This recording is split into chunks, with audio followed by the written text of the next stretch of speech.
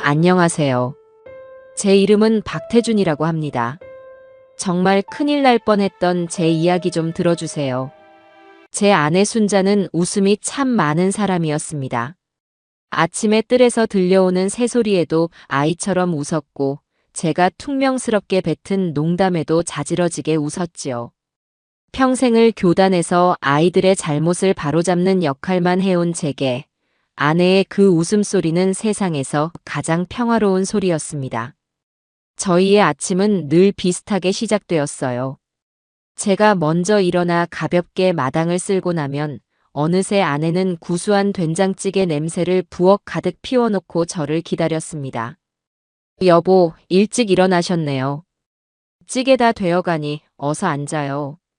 따뜻한 밥상에 마주 앉아 숟가락을 들 때면 저는 비로소 하루가 온전히 시작되는 기분을 느끼곤 했습니다. 밥을 먹고 나면 나란히 동네 한 바퀴를 산책하는 것이 저희의 오랜 습관이었죠. 아내는 제 보폭에 맞춰 종종 걸음으로 따라오며 어제 드라마 이야기부터 새로 핀 이웃집 꽃 이야기까지 밤새 쌓아둔 이야기 보따리를 풀어놓기 바빴습니다.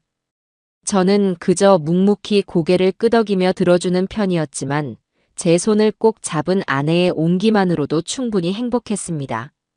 저희는 그렇게 서로에게 가장 편안한 공기 같은 존재로 70평생을 함께 살아왔어요. 그런 저희에게 여행이란 단어는 젊은 시절의 풋풋한 약속 같은 것이었습니다. 특히 제 오랜 친구 경식과는 입버릇처럼 말하곤 했지요. 태준아, 우리가 퇴직하면 다른 건 몰라도 알프스 산맥은 꼭 한번 같이 넘자. 거기서 진짜 사나이들처럼 뜨거운 커피 한잔 하는 거야. 하지만 자식들 키우고 먹고 사는 일이 바빠 그 약속은 늘 먼 훗날의 이야기가 될 뿐이었습니다. 그러다 몇 해 전 경식이와 제가 나란히 은퇴를 하고 나서야 그 묵은 약속을 다시 꺼내 들 수 있었어요. 순자 씨, 우리 태준이 한 열흘만 빌려 갑시다. 40년 묵은 약속, 이자까지 쳐서 받고 와야겠습니다. 경식이의 너스레에 아내는 활짝 웃으며 제 등을 떠밀었습니다. 아이고, 그럼요. 두 분이서 좋은 구경 실컷 하고 오셔야죠. 우리 영감, 가서 촌티 낸다고 길 잃어버리지나 않을지 모르겠네. 걱정 말아요. 내가 꽉 붙들고 다닐 테니. 대신 우리 태준이 가서 기운 펄펄 나게 순자 씨가 보양식이라도 든든하게 해줘야 합니다. 그렇게 저희의 스위스 여행은 현실이 되었습니다. 아내는 저보다 더 신이 나서 제 여행 가방을 꾸리기 시작했어요. 두꺼운 내복부터 상비약, 혹시 입맛에 안 맞을까봐 꼼꼼하게 싼 볶음 고추장까지. 가방의 절반은 아내의 걱정과 사랑으로 채워져 있었습니다. 저는 그런 아내의 모습이 귀여우면서도 한편으로는 짠한 마음이 들었죠. 평생 저와 자식들 뒷바라지만 하느라 정작 자기 자신을 위해서는 변변한 여행 한번 못 가본 사람이었으니까요. 미안하구먼. 나만 좋은 구경하러 가는 것 같아서. 그런 소리 마세요. 나는 당신이 즐거우면 그걸로 좋게요. 가서 내 목까지 실컷 보고 듣고 즐기고 와요. 대신 조건이 하나 있어요. 조건? 매일 밤 무슨 일이 있어도 꼭 전화하기. 알았죠? 저는 아내의 손을 꼭 잡으며 약속했습니다. 당연한 일이었죠. 아내의 목소리를 듣지 않고서야 어찌 제가 타국에서 편히 잠들 수 있겠습니까? 여행 당일 공항은 여행객들의 설렘으로 가득 차 있었습니다. 아들 민수와 며느리 세희가 저희를 배웅하러 나왔지요. 아들은 오랜만에 떠나는 제 여행에 자기가 더 들뜬 모습이었고 며느리는 유난스러울 정도로 살갑게 굴었습니다. 아버님, 경식 아저씨. 정말 아무 걱정 마시고 세상에서 제일 좋은 구경만 하고 오세요. 비행기에서 드시게 간식도 좀 쌌어요. 세희는 이것저것 챙겨주며 부산을 떨었습니다. 그리고는 아내의 팔짱을 꼭 끼며 말했죠. 어머님은 이 효녀 며느리가 딱 붙어서 모실게요. 아버님 안 계셔서 심심하지 않게 매일 영화도 보고 맛있는 것도 먹으러 다닐 거예요. 그렇죠, 어머님? 그래, 우리 새아가 덕분에 내가 호강하겠구나. 아내는 그저 흐뭇하게 웃을 뿐이었습니다. 저는 그 완벽하게 꾸며진 효부의 모습에서 순간 아주 찰나의 위화감을 느꼈습니다. 너무 과하고 어딘가 연극적인 느낌이랄까요? 하지만 곧 고개를 저었습니다.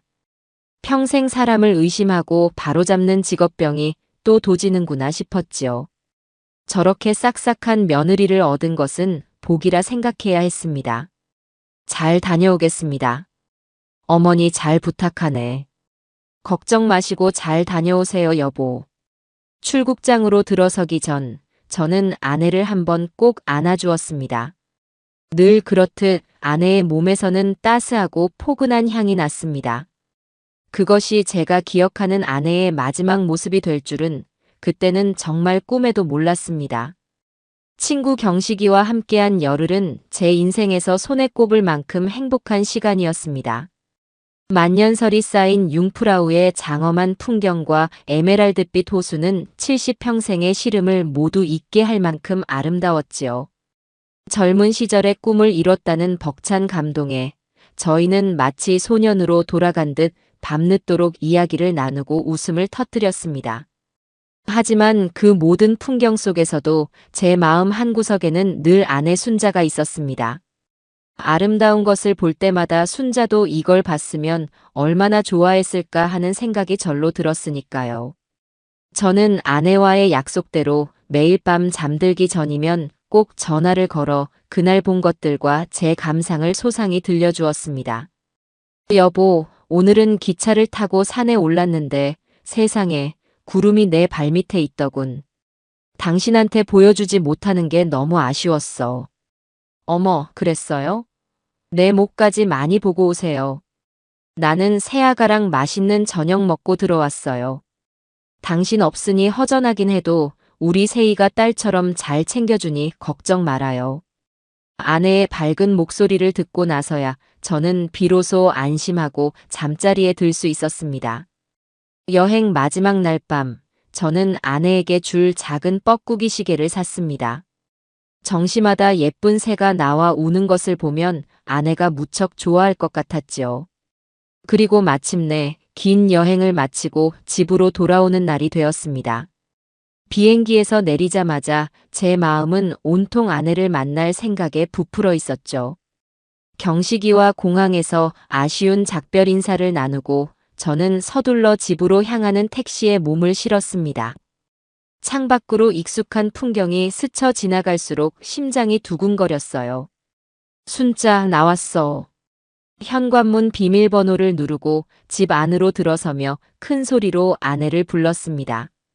하지만 집안은 제가 예상했던 것과는 전혀 다른 싸늘한 적막감에 휩싸여 있었습니다.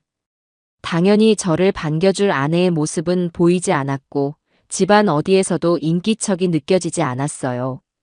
거실에는 열흘 전 제가 떠날 때와 똑같이 신문이 놓여 있었고 부엌 식탁은 차갑게 비어 있었습니다. 불길한 예감이 엄습했어요. 저는 곧장 휴대폰을 꺼내 아내에게 전화를 걸었습니다. 신호는 가는데 아내는 전화를 받지 않았습니다. 연달아 몇 번을 더 걸어봐도 마찬가지였지요. 어디 아픈가? 아니면 잠시 외출을 했나? 온갖 생각이 머릿속을 스쳐 지나갔습니다. 저는 다급하게 아들에게 전화를 걸었습니다. 몇 번의 신호음 끝에 아들 민수가 전화를 받았습니다. 민수야, 나다. 너희 어머니 어디 계시니? 집에 아무도 없는데. 아, 아버지. 오셨어요? 아이고, 제가 연락을 미리 드렸어야 했는데. 지금 바로 그리로 갈게요. 가서 자세히 말씀드릴게요. 아들의 목소리는 어딘지 모르게 다급하고 불안해 보였습니다. 잠시 후 아들과 며느리가 허둥지둥 집으로 들어섰습니다. 두 사람의 얼굴에는 걱정이 가득했지요. 며느리 세이는 들어오자마자 눈시울을 붉히며 제 손을 잡았습니다. 아버님 어떡해요? 저희가 말씀드리려고 했는데 아버님 여행 망치실까봐 차마 연락을 못 드렸어요. 무슨 일이야? 내 어머니한테 무슨 일이라도 생긴 거냐? 그게 며칠 전에 어머님이 갑자기 현기증이 난다면서 주저앉으셨어요. 그래서 급하게 병원에 모시고 갔는데 큰 외상은 없는데 충격 때문인지 기억이 좀 오락가락하시는 것 같다고. 며느리는 말을 잇지 못하고 눈물만 훔쳤습니다. 아들이 옆에서 말을 거들었지요. 의사 선생님이 지금은 절대적인 안정이 필요하다고 하시더라고요. 환경을 바꿔서 외부 자극이 전혀 없는 곳에서 푹 쉬셔야 기억도 빨리 돌아온다고요. 그래서 저희가 수소문해서 아는 분 통해 공기 좋은 강원도 산사에 있는 명상치유원이라는 곳에 잠시 모셨습니다. 치유원? 산사. 처음 듣는 생소한 이름에 저는 고개를 갸웃했습니다. 평생 절이라고는 가본 적도 없는 아내가 그런 곳에 갔다는 것이 선뜻 믿기지 않았어요. 왜 나한테 말도 없이 그런 결정을 해? 당장 가봐야겠다. 거기가 어디냐? 제가 버럭 소리를 지르며 재킷을 집어들자 세희가 다급하게 저를 말렸습니다. 아버님, 지금은 안 돼요. 그 치유원 규칙이 아주 엄격하대요. 외부와의 연락을 완전히 끊고 명상에만 집중해야 빨리 회복된다고 휴대폰 같은 전자기기는 일절 반입 금지고 가족 면회도 초기 한 달 동안은 절대 안 된다고 하더라고요. 저희도 너무 보고 싶고 답답한데 어머님을 위해서 꾹 참고 있는 거예요. 그게 무슨 말도 안 되는 소리야. 얼굴을 못 본다니. 아버지, 새해 말이 맞아요. 저희가 다 알아보고 결정한 거니까 일단은 저희를 믿고 좀 기다려주세요. 어머니 좋아지시면 바로 모시고 올게요. 아들까지 나서서 저를 말리자 더는 화를 낼 수가 없었습니다.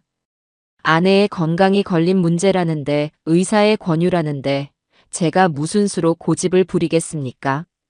하지만 아무리 생각해도 이상했습니다. 그렇게 갑자기 그리고 단 한 번의 연락도 없이 제 마음속에서는 의심의 안개가 걷히지 않았지만 두 사람의 걱정스러운 얼굴 앞에서 저는 일단 한 발 물러설 수밖에 없었습니다. 며칠 동안 아들 내외의 집에서 지내는 시간은 마치 짙은 안개 속을 걷는 것처럼 답답하고 갑갑했습니다. 며느리 세희는 아침 저녁으로 제 입맛에 맞는 음식을 차려내고 불편한 곳은 없는지 살뜰하게 챙겼지만 저는 그 과도한 친절이 오히려 숨막히게 느껴졌어요. 그 집의 공기는 며느리가 만들어 놓은 완벽한 연극 무대 같았고 저는 그저 진실을 알지 못하는 늙은 관객 역할에 머물러 있어야만 했습니다. 아들 민수는 제 눈치를 보면서도 아내의 말을 전적으로 신뢰하는 듯 보였죠.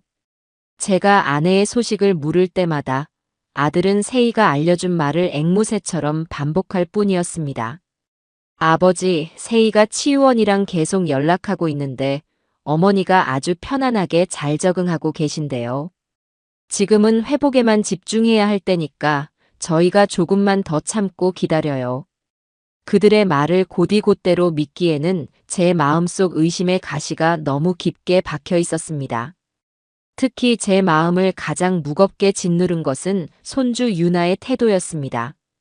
할아버지의 귀환을 그 누구보다 기뻐하며 제 품에 와락 안겨야 할 아이가 이제는 집 안에서 저와 마주치는 것조차 피하고 있었으니까요. 이 녀석은 제가 거실에 앉아 있으면 마치 못 볼 사람이라도 본 것처럼 화들짝 놀라 자기 방으로 쏜살같이 달려가 문을 닫아버리기 일쑤였습니다. 그 작은 등에서 느껴지는 공포와 거부감은 제 가슴에 서늘한 비수처럼 날아와 박혔습니다. 하루는 제가 작심하고 유나가 좋아하는 딸기 맛 과자를 사들고 아이의 방문을 노크했습니다. 유나야, 하래비다. 우리 유나 좋아하는 과자 사왔는데 잠깐 얼굴 좀 볼 수 있을까? 한참 동안 방 안에서는 아무런 대답이 없었습니다. 제가 다시 한번 문고리를 잡으려 할 때 문이 아주 살짝 열리고 유나의 작은 눈이 저를 힐끔 쳐다보았죠. 할머니 보고 싶지 않아? 할머니 어디 계신지 유나는 혹시 알아? 제 질문에 아이의 동공이 심하게 흔들렸습니다. 아이는 무언가 말을 하려는 듯 입술을 달싹이다가 이내 복도 저편에서 들려오는 제 엄마의 목소리에 어깨를 움츠렸습니다. 유나야, 뭐하니? 할아버지 피곤하시게. 세희가 다가오는 것을 본 유나는 다급하게 문을 닫아버렸습니다. 며느리는 인자한 미소를 지으며 제게 말했죠. 아버님, 애한테 자꾸 그러시면 더 스트레스 받아요. 할머니 얘기는 당분간 안 하시는 게 유나를 위해서도 좋을 것 같아요. 아이가 예민해서요. 그것은 아이를 위한 걱정이 아니었습니다. 진실이 새어나갈까 두려워하는 자의 교묘한 방어막이었죠. 평생 수천 명의 아이들을 가르치고 상담해온 제 눈을 속일 수는 없었습니다. 유나는 지금 어른의 비밀을 억지로 떠안고 그 무게에 짓눌려 고통받고 있었습니다. 도저히 이 답답함을 견딜 수가 없어 저는 아내에게 가져다 줄 옷가지를 챙긴다는 핑계로 저희 집으로 향했습니다. 아들은 아버지 뭐 필요한 거 있으시면 제가 다녀올게요라며 만류했지만 저는 그저 바람이라도 쐬고 싶다며 고집을 부렸습니다. 익숙한 현관문을 열고 집 안으로 들어서는 순간 저는 왈칵 눈물이 쏟아질 뻔했습니다. 집안 곳곳에 아내의 손길과 채취가 고스란히 배어 있었기 때문이었죠. 거실 소파에는 아내가 뜨개질하던 털실 뭉치가 그대로 놓여 있었고 부엌 식탁에는 아내가 아끼던 찻잔이 덩그러니 놓여 있었습니다. 저는 홀린 사람처럼 아내의 방으로 들어갔습니다. 아내의 향기가 가장 짙게 남아있는 공간이었죠. 화장대 거울을 한번 쓸어보고 아내가 쓰던 빗을 들어 머리를 빗어보기도 했습니다.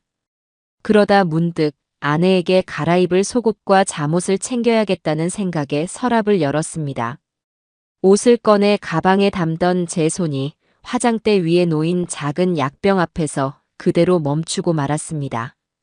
아내가 매일 아침 저녁으로 식사 후에 반드시 복용해야 하는 혈압약이었습니다. 뚜껑을 열어보니 약은 제가 여행을 떠나던 날 아침 이후로 단 하나도 줄어들지 않은 상태였습니다. 심장이 쿵 하고 바닥으로 떨어지는 기분이었죠. 제 아내는 저보다 더 자기 몸을 챙기는 꼼꼼하고 부지런한 사람이었습니다. 그런 아내가 자신의 목숨과도 같은 이 약을 두고 갔다고 저는 떨리는 손으로 약병 옆에 놓인 돋보기 안경을 집어들었습니다. 신문 한 줄, 책 한 페이지도 이 안경 없이는 읽지 못하는 사람이었습니다. 요양을 간다면서 무료한 시간을 달래줄 책과 안경, 그리고 생명과도 같은 약을 모두 내팽개치고 갔다는 것은 상식적으로 불가능한 일이었습니다. 이것은 아내가 스스로 떠난 것이 아니라는 명백하고도 차가운 증거였습니다. 누군가 아내를 아주 급하게 아내의 의지와는 상관없이 다른 곳으로 데려갔다는 확신이 들었습니다. 저는 그 자리에 주저앉아 한참을 망연자실해 있었습니다. 그러다 정신을 차리고는 지푸라기라도 잡는 심정으로 아내의 동생과 친구들에게 전화를 걸기 시작했습니다. 하지만 돌아오는 대답은 모두 똑같았습니다. 형부, 세희한테 다 들었어요. 언니가 요즘 기억이 오락가락해서 공기 좋은 곳으로 요양을 갔다고요. 우리 세희가 얼마나 야무지게 언니를 챙기는지 정말 복 받으신 거예요, 형부. 아내의 여동생마저 며느리의 거짓말에 완벽하게 속아 넘어가 있었습니다. 제가 뭔가 이상하다. 순자가 약도 안 가지고 갔다고 말해도 어머, 그랬어요? 세희가 깜빡했나 보네요. 제가 연락해서 꼭 좀 챙겨주라고 할게요라며 대수롭지 않게 넘길 뿐이었습니다. 며느리 세희는 제가 손쓸 틈도 없이 주변의 모든 사람에게 거짓된 정보를 흘려 완벽한 알리바이를 만들어 놓은 후였습니다.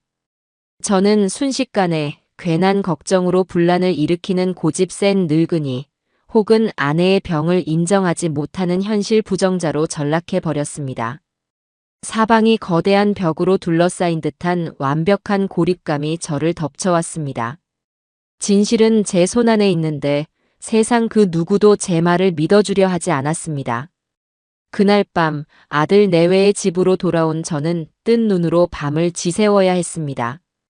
천장에 매달린 희미한 달빛을 보며 온갖 끔찍한 생각들이 머릿속을 헤집고 다녔습니다. 아내의 혈압약, 돋보기 안경, 그리고 손주 유나의 겁에 질린 눈동자가 번갈아 떠오르며 제 가슴을 짓눌렀죠. 명상치유원이라는 허울 좋은 이름 뒤에 감춰진 진실은 과연 무엇일까? 제 아내는 지금 어디서 어떤 모습으로 있는 것일까? 꼬리에 꼬리를 무는 의문들은 거대한 늪처럼 저를 점점 더 깊은 절망 속으로 끌어당겼습니다. 시계의 초침 소리만이 유난히 크게 들리는 길고 긴 밤이었습니다. 새벽 2시를 막 넘겼을 무렵이었어요. 칠흑 같은 정적을 깨고 옆방인 유나의 방에서 아주 작은 흐느낌 소리가 새어나오기 시작했습니다. 처음에는 그저 아이의 잠꼬대려니 생각했지만 소리는 그치지 않고 간헐적으로 이어졌습니다. 마치 무서운 꿈을 꾸며 힘겹게 낑낑대는 강아지처럼 애처롭고 절박한 소리였죠. 저는 더 이상 모른 척 누워있을 수가 없었습니다. 조심스럽게 침대에서 일어나 소리가 나는 곳으로 발걸음을 옮겼습니다. 유나의 방문은 살짝 열려 있었습니다. 저는 문틈으로 고개를 내밀어 방 안을 살폈습니다. 작은 동물 모양의 수면등이 켜진 방 안, 유나는 침대 위에서 이리저리 몸을 뒤척이며 식은땀을 뻘뻘 흘리고 있었습니다. 아이는 무언가에 쫓기는 사람처럼 잔뜩 겁에 질린 표정이었어요. 싫어, 무서워. 아이는 잠결에 작은 소리로 중얼거렸습니다. 저는 가슴이 철렁 내려앉는 것을 느끼며 조용히 방 안으로 들어섰습니다. 그리고 아이의 침대 곁에 조용히 쪼그려 앉아 땀으로 축축하게 젖은 아이의 이마를 부드럽게 쓸어주었습니다. 바로 그 순간이었습니다. 저의 따뜻한 손길이 닿자 아이가 잠시 안도하는 듯 몸부림을 멈추었습니다. 그리고는 억눌려 있던 악몽의 기억들을 마치 댐이 터지듯 하나씩 토해내기 시작했습니다. 그 말들은 제 남은 생을 송두리째 뒤바꿔 놓은 끔찍하고도 선명한 진실의 목소리였습니다. 할머니. 아이가 애타게 할머니를 불렀습니다. 노란 대문. 순간 제 머릿속이 하얘졌습니다. 명상치유원이라던 며느리의 말이 거짓이라는 확신이 번개처럼 스쳐 지나갔습니다. 아저씨가 할머니 팔 꽉 잡았어. 아이는 마치 그 장면을 다시 보는 것처럼 몸을 부들부들 떨었습니다. 제 심장은 얼음장처럼 차갑게 식어갔습니다. 그리고 아이의 입에서 나온 마지막 한마디는 제 남은 이성을 완전히 끊어놓고 말았습니다. 할머니는 맨날 잠만 자. 그것은 휴식이 아니었습니다. 명상도 아니었죠. 제 아내가 어딘지 알 수 없는 노란 대문이 있는 곳에서 정체 모를 아저씨들에게 팔을 붙들린 채 자신의 의지와 상관없이 매일 잠만 자는 상태로 내몰려 있다는 뜻이었습니다. 그것은 명백한 구조 신호였습니다. 제 아내가 지금 심각한 위험에 처해 있다는 7살 손주의 영혼이 보내는 처절한 외침이었습니다. 순간 지난 며칠간 저를 괴롭혔던 모든 의심의 안개가 걷히고 차갑고도 선명한 진실의 칼날이 제 심장을 관통했습니다. 며느리의 완벽한 연극, 아들의 무지한 동조, 주변인들의 철저한 외면. 이 모든 것은 제 아내를 세상으로부터 완벽하게 지워버리기 위한 치밀하게 계획된 음모였습니다. 피가 거꾸로 솟는 분노가 온몸을 휘감았지만 동시에 머리는 얼음처럼 차가워졌습니다. 평생을 교장으로 살아오며 수많은 위기 상황을 수습했던 경험이 제 안의 본능을 깨웠습니다. 지금은 슬퍼하거나 분노할 때가 아니었습니다. 한시가 급했습니다. 아내에게는 시간이 얼마 없을지도 몰랐습니다. 저는 더 이상 단 1초도 망설이지 않았습니다. 아들이나 며느리를 깨워 진실을 추궁하는 것은 이제 아무런 의미가 없었습니다. 그들은 제게 또 다른 거짓말을 늘어놓으며 시간을 허비하게 할 것이 뻔했으니까요. 저는 조용히 유나의 이불을 목까지 덮어주고 방을 나왔습니다.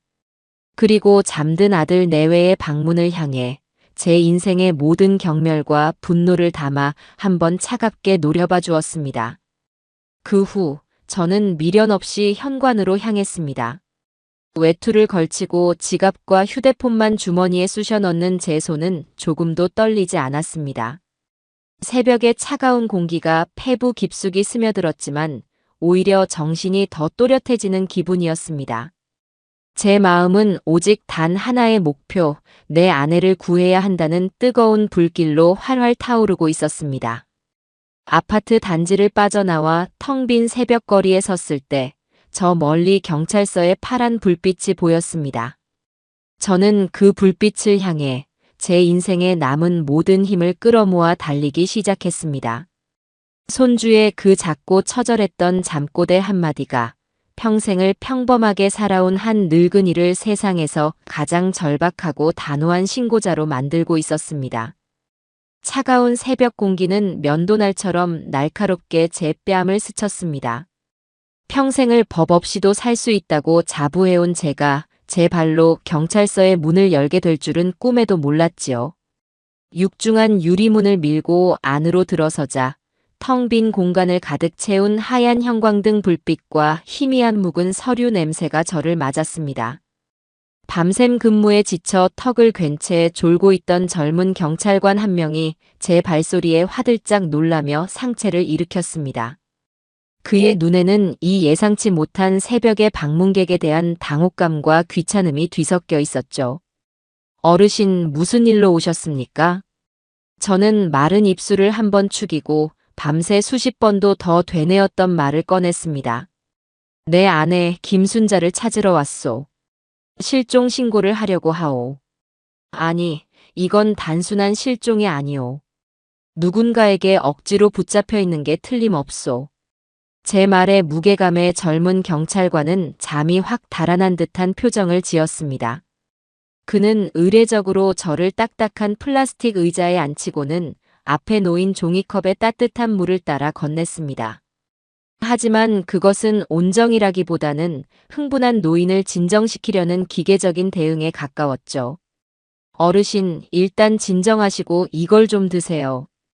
부인께서 마지막으로 집을 나가실 때 상황을 천천히 생각나는 대로 전부 말씀해 주시겠어요? 혹시 부부싸움이라도 하신 건 아닌지. 저는 그가 내민 물컵을 조용히 밀어냈습니다. 지금 제게 필요한 것은 동정이 아니었습니다. 제 말을 한 글자도 흘려듣지 않을 냉철한 이성이었죠. 저는 평생을 교단에서 아이들의 겉모습이 아닌 본질을 꿰뚫어 보려 노력했던 교장의 목소리로 조금의 흥분도 없이 차분하게 입을 열었습니다. 제 이야기는 늙은이의 두서없는 하소연이 아니었습니다. 명백한 증거와 논리적인 추론으로 구성된 한 편의 사건 보고서였죠. 내 며느리는 내 아내가 강원도 산사의 명상치유원에 갔다고 주장하고 있소. 스트레스성 기억 상실 증세가 있어 의사의 권유로 갔다고 말이오. 내가 평생 아이들을 가르쳐 보니 숙제를 안 해온 아이들은 100이면 100, 그럴듯한 변명을 만들어내더군. 지금 내 며느리의 이야기가 딱 그렇소. 앞뒤가 맞지 않는 허술하기 짝이 없는 변명이란 말이오. 저는 잠시 숨을 고른 뒤 그의 눈을 똑바로 응시하며 말을 이었습니다. 첫째, 자발적으로 요양을 떠난 사람이 자신의 생명 유지에 필수적인 혈압약과 단 하루도 없이는 생활이 불가능한 돋보기 안경을 집에 두고 갔소. 이건 상식의 영역이오. 있을 수 없는 일이지. 둘째, 내 7살 손주가 어젯밤 악몽을 꾸며 울부짖었소. 아이의 증언은 며느리의 말과 정면으로 배치됩니다. 아이는 산사가 아닌 노란 대문이라고 했고 의사가 아닌 무서운 아저씨들이 할머니의 팔을 잡아 끌었다고 했소. 그리고 가장 결정적으로 할머니가 명상을 하는 게 아니라 맨날 잠만 잔다고 했소. 이것은 너무 수상한 일입니다. 제 논리 정연한 설명에 젊은 경찰관은 더 이상 아무 말도 하지 못하고 펜을 쥔 채 굳어 있었습니다. 그때였습니다. 안쪽 사무실에서 믹스커피가 담긴 종이컵을 들고 나오던 한 남자가 저희 대화를 듣고는 걸음을 멈췄습니다. 그는 날카로운 눈매와 다부진 체격을 가진 한눈에 봐도 오랜 세월 현장을 누빈 베테랑의 풍모를 풍기는 중년의 형사였습니다. 그는 제게 다가와 자신을 강력팀의 최 반장이라고 소개하고는 젊은 경찰관에게 눈짓을 보내 물렸습니다. 아버님 말씀 잘 들었습니다. 그는 제 앞에 앉아 저를 찬찬히 뜯어보았습니다. 그의 눈빛은 동정심이 아닌 사실관계를 파악하려는 예리함으로 가득 차 있었죠. 그런데 아버님, 아이들은 원래 상상력이 풍부해서 무서운 꿈을 자주 꿉니다. 혹시 며느님과 평소에 사이가 좋지 않으셨던 건 아니신지, 그래서 조금 오해를 하시는 건 아닌지 여쭤봐도 되겠습니까? 그것은 제 진술의 신빙성을 떠보기 위한 노련한 형사의 시험대였습니다. 저는 흔들리지 않았습니다. 최 반장, 당신도 자식이 있을 거요. 만약 당신의 아이가 매일 밤 똑같은 악몽을 꾸며 비명을 지른다면 그걸 그냥 꿈이라고 무시할 수 있겠소? 나는 40년을 아이들과 함께 했소. 거짓말을 하는 아이의 눈과 공포에 떠는 아이의 눈을 구분할 줄 안단 말이오. 내 손주의 그 눈동자 뒤에 내 아내의 목숨이 달려 있을지도 모르는 일이오. 제 목소리에는 조금의 흔들림도 없었습니다. 오직 진실과 아내를 구해야 한다는 절박함만이 담겨 있었죠. 최 반장은 한참 동안 아무 말 없이 제 눈을 들여다보았습니다. 그의 무뚝뚝한 표정 뒤에서 수많은 사건들을 해결해 온 형사의 직감이 치열하게 작동하고 있음을 느낄 수 있었습니다. 오랜 침묵 끝에 그가 마침내 무겁게 입을 열었습니다. 알겠습니다, 아버님. 아버님의 그 눈빛을 보니 그냥 넘길 사안은 아닌 것 같군요. 일단 저희가 비공식적으로 아주 조용하게 조사를 시작하겠습니다. 이건 약속드릴 수 있습니다. 마침내 한 노인의 절박한 호소가 굳게 닫혀있던 공권력의 문을 연 순간이었습니다. 최 반장은 즉시 부하 직원 한 명을 불러 제 진술을 빠짐없이 조서로 기록하게 했고 며느리의 이름과 연락처, 차량 번호 등 수사에 필요한 모든 정보를 꼼꼼하게 챙겼습니다. 경찰서의 차가운 형광등 불빛이 그 순간만큼은 제게 꺼져가던 희망을 되살리는 생명의 빛처럼 따스하게 느껴졌습니다. 경찰서를 나서는 제 어깨에 최 반장이 손을 얹었습니다. 아버님, 지금부터가 진짜 시작입니다. 며느님이 아버님의 의심을 조금이라도 눈치채게 해서는 안 됩니다. 평소처럼, 아주 평소처럼 행동해 주셔야 합니다. 저희가 움직일 시간을 벌어주셔야 해요. 그의 말은 비수처럼 날아와 제 가슴에 박혔습니다. 아내를 위험에 빠뜨린 원수와 한 지붕 아래에서 아무것도 모르는 척 연기를 해야 한다는 사실이 기가 막혔지만 저는 말없이 고개를 끄덕였습니다. 그것이 아내를 구할 유일한 길이었으니까요. 아들 내외의 집으로 돌아가는 길은 마치 지옥으로 향하는 길처럼 멀고 험하게 느껴졌습니다. 머릿속에서는 앞으로 어떻게 행동해야 할지, 무슨 말을 해야 할지에 대한 수만 가지 시뮬레이션이 쉴 새 없이 돌아갔습니다. 현관문 앞에서 잠시 심호흡을 하고 안으로 들어섰을 때 거실 소파에서 웅크린 채 뜬 눈으로 밤을 새운 아들 민수와 마주쳤습니다. 제가 사라진 것을 알고 밤새 애를 태운 모양이었습니다. 아버지, 대체 어디 다녀오시는 거예요? 전화도 안 받으시고 얼마나 걱정했다고요. 아들이 하얗게 질린 얼굴로 제게 달려왔습니다. 곧이어 안방에서 뛰쳐나온 며느리 세희 역시 금방이라도 울음을 터뜨릴 듯한 얼굴이었죠. 아버님, 정말 이러시기에요? 이 새벽에 말도 없이 나가시면 저희는 어떡하라고요? 저는 두 사람의 위선적인 걱정을 마주하고 제 인생에서 가장 어렵고도 완벽한 연기를 시작해야만 했습니다. 일부러 다리에 힘이 풀린 듯 휘청거리며 소파에 주저앉았습니다. 그리고는 깊은 한숨과 함께 자책 섞인 목소리로 말했죠. 아니다, 내가 잠시 정신이 나갔었나 보다. 내 어머니 걱정에 도무지 잠을 이룰 수가 있어야지. 답답한 마음에 바람이라도 쐬면 나을까 해서 나갔다가 나도 모르게 발길이 경찰서로 향했구나. 경찰서라는 단어에 며느리의 얼굴 근육이 순간적으로 미세하게 굳어지는 것을 제 예리한 눈은 놓치지 않았습니다. 저는 그녀가 질문을 던지기 전에 먼저 선수를 쳤습니다. 가서 내 어머니를 찾아달라고 하소연도 해보고 늙은이 주책으로 때도 써봤다. 하지만 역시나 내 기우였던 게지. 경찰도 결국엔 가족 간의 일이니 잘 해결해보라고 하더구나. 내가 너무 늙어서 망령이 들었나 보다. 너희 말대로 내 어머니는 좋은 곳에서 편안하게 잘 쉬고 계신 거겠지. 괜한 소란만 피우고 말았다. 미안하다. 제 진심 어린 사과와 자책이 담긴 연기에 며느리의 얼굴에 서렸던 긴장감이 눈 녹듯이 사라졌습니다.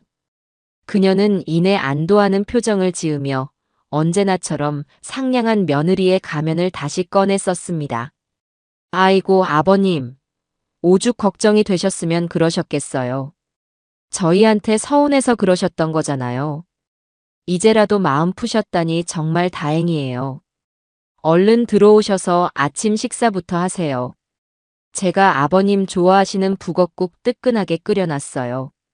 그렇게 저는 태연자약한 얼굴로 제 아내의 고통을 담보로 차려진 아침상에 마주 앉아야 했습니다.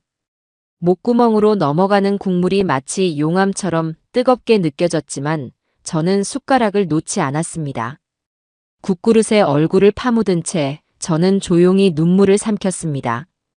이 끔찍한 식사가 끝나고 나면 진짜 전쟁이 시작될 것이었습니다. 그날 오후 내내 제 휴대폰은 조용했습니다. 초조한 마음에 방 안을 서성이다 밖을 내다보기를 수십 번. 마침내 해가 저물어갈 무렵 최 반장에게서 짧은 문자 메시지가 도착했습니다. 차량 동선 확보. 강원도 방면 심장이 쿵쾅거리기 시작했습니다. 그리고 잠시 후 약속된 수순대로 최 반장이 직접 며느리 세희에게 전화를 걸었습니다. 저는 거실에서 신문을 보는 척하며 며느리의 통화 내용에 모든 신경을 곤두세웠습니다. 네, 여보세요? 네. 경찰서요? 아, 네. 제가 서유진 맞는데요. 세희의 목소리가 살짝 떨리는 것이 느껴졌습니다. 아, 아버님이 신고하신 것 때문에요. 아이고, 정말 죄송해요. 저희 아버님이 연세가 많으셔서 걱정이 좀 지나치세요. 저희 어머님 아무 일 없으세요. 세희는 교묘하게 저를 걱정 많은 노인으로 몰아가며 상황을 수습하려 애썼습니다. 네. 아, 어디 계시냐고요? 그럼요, 저희는 알죠. 강원도에 있는 고요한 마음 치유원이라는 곳에 계세요. 네, 주소요? 아, 주소는 잠시만요. 미리 준비해 놓지 못한 질문이었는지 세희는 잠시 당황하는 기색이 역력했습니다. 그녀는 잠시 머뭇거리더니 이내 아무렇게나 지어낸 가짜 주소를 둘러대기 시작했습니다. 수화기 너머의 최 반장은 그 모든 거짓말을 묵묵히 듣고 있었을 겁니다. 전화가 끊어지고 세희는 한숨을 푹 쉬며 제게 다가왔습니다. 아버님, 경찰서에서 전화 왔었어요. 아버님이 아침에 신고하신 것 때문에 확인 전화가 왔더라고요. 제가 잘 말씀드렸으니 이제 정말 걱정 안 하셔도 돼요. 그녀는 제 어깨를 두드리며 인자하게 웃었습니다. 저는 그 가증스러운 얼굴을 향해 힘없는 미소를 지어 보였습니다. 그래, 내가 괜한 일을 벌였구나. 고맙다, 아가. 제 대답에 만족한 듯 세희는 콧노래를 부르며 주방으로 향했습니다. 저는 신문 뒤에 얼굴을 숨긴 채 서늘한 미소를 지었습니다. 그래, 마음껏 웃어두거라. 너의 그 더러운 웃음소리를 들을 날도 이제 얼마 남지 않았으니. 며칠의 시간은 영원처럼 길게 느껴졌습니다. 저는 아들 내외의 집에서 완벽한 연기를 펼치며 시간을 보냈습니다. 낮에는 일부러 기억력이 감퇴한 것처럼 같은 질문을 반복하거나 멍하니 텔레비전만 바라보며 며느리 세희의 경계심을 완전히 허물었습니다. 그녀는 이제 저를 아내의 부재로 인해 심약해진 자신의 통제하에 있는 무력한 늙은이로 여기는 듯 했습니다. 밤이 되면 저는 제 방에서 뜬 눈으로 지새우며 최 반장이 보내오는 짧은 단문 메시지만을 애타게 기다렸습니다. 탐문 중.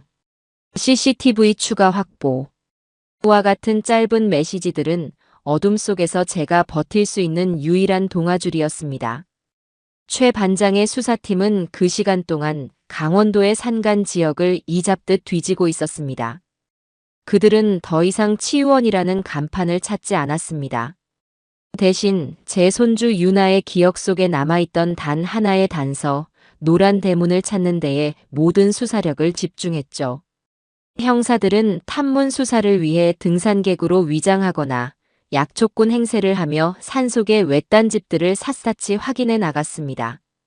하지만 범인들의 소굴은 생각보다 훨씬 더 깊고 은밀한 곳에 자리하고 있었습니다. 그리고 마침내 수사를 시작한 지 사흘째 되던 날 오후 기적 같은 소식이 전해졌습니다. 최 반장에게서 다급함과 흥분이 뒤섞인 목소리에 전화가 걸려온 것이었죠. 아버님 찾은 것 같습니다. 유나가 말한 노란 대문이요. 최 반장의 말에 따르면 끈질긴 탐문 끝에 한 수사팀이 지도에도 나오지 않는 비포장 산길의 끝에서 문제의 건물을 발견했다고 합니다. 그곳은 이미 오래전에 폐쇄된 가축 축사 건물을 개조한 것으로 아무런 간판도 없이 녹이 슬어 군데군데 페인트가 벗겨진 낡은 노란색 철제 대문으로 굳게 닫혀 있었다고 했어요. 주변에는 인가 하나 없이 그야말로 까마귀 소리만 들리는 완벽하게 고립된 장소였습니다. 이곳이라면 사람이 한 명 사라져도 그 누구도 알 수 없을 것 같았다고 했습니다. 저희가 즉시 건물 등기 부등본을 확인해 보았습니다. 소유주는 예상대로였습니다. 과거 사기, 불법 의료 행위 등 동종 전과가 수두룩한 전문 브로커였습니다. 그곳은 요양시설이 아니라 범죄의 소굴입니다. 가슴이 철렁 내려앉았습니다. 끔찍했던 상상이 제 눈앞에 냉혹한 현실이 되어 펼쳐진 기분이었습니다. 하지만 동시에 드디어 아내가 있는 곳을 찾았다는 생각에 희망의 불씨가 타올랐습니다. 이제 남은 것은 단 하나, 제 아내가 정말 그곳에 있는지, 그리고 안전한지를 확인하는 것이었습니다. 섣불리 경찰 병력을 투입했다가 안에 있는 범인들이 아내를 해치거나 다른 곳으로 빼돌릴 가능성을 배제할 수 없었기 때문입니다. 최 반장은 고심 끝에 팀에서 가장 기지가 뛰어나고 인상이 좋은 젊은 형사 한 명을 투입하기로 결정했습니다. 다음 날 그 형사는 인근 지역의 상수도 검침원으로 위장하고 낡은 오토바이를 타고 그 노란 대문으로 향했습니다.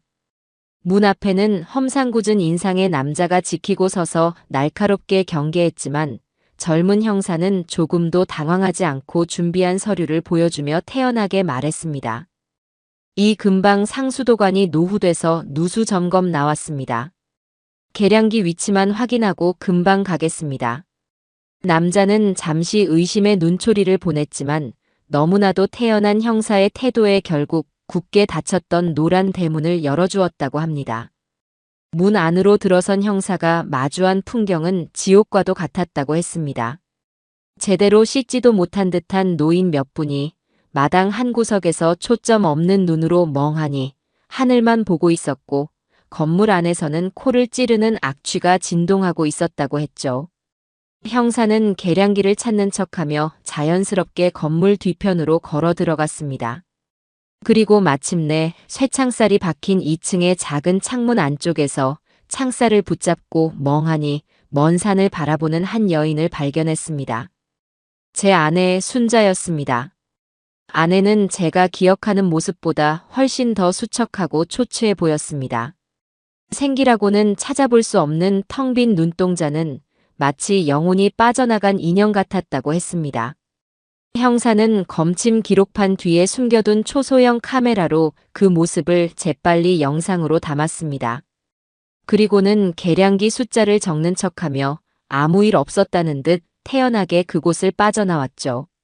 몇 시간 뒤 저는 최 반장과 경찰서의 작은 조사실에서 마주 앉았습니다. 최 반장은 아무 말 없이 자신의 휴대폰을 제게 건넸습니다. 화면 속에서는 제가 그토록 애타게 찾아 헤맸던 아내의 모습이 영상으로 재생되고 있었습니다. 초점 없는 눈, 헬쑥하게 파인 두 볼, 생기 없이 축 늘어진 어깨. 영상은 짧고 거칠었지만 그 사람이 제 아내 순자라는 것을, 그리고 지금 제 아내가 어떤 고통 속에 있는지를 알아보는 데는 긴 시간이 필요하지 않았습니다. 여보, 미안하오. 내가 너무 늦었소. 저는 휴대폰을 부서져라 움켜쥐고 어린아이처럼 목 놓아 울었습니다. 아내를 찾았다는 안도감과 그런 지옥 같은 곳에 아내를 홀로 내버려 두었다는 죄책감, 그리고 이 모든 것을 꾸민 며느리와 그 일당에 대한 참을 수 없는 분노가 한꺼번에 터져나와 제 온몸을 뒤흔들었습니다. 한참 동안 제 등을 묵묵히 두드려주던 최 반장이 마침내 결심이 선 듯한 목소리로 말했습니다. 아버님, 이제 울지 마십시오. 지금부터는 저놈들에게 피눈물을 흘리게 해줄 시간입니다. 그의 말에 제 눈에서도 눈물이 멈추고 서늘한 분노가 이글거리기 시작했습니다. 이제 모든 증거는 확보되었습니다. 남은 것은 심판뿐이었습니다.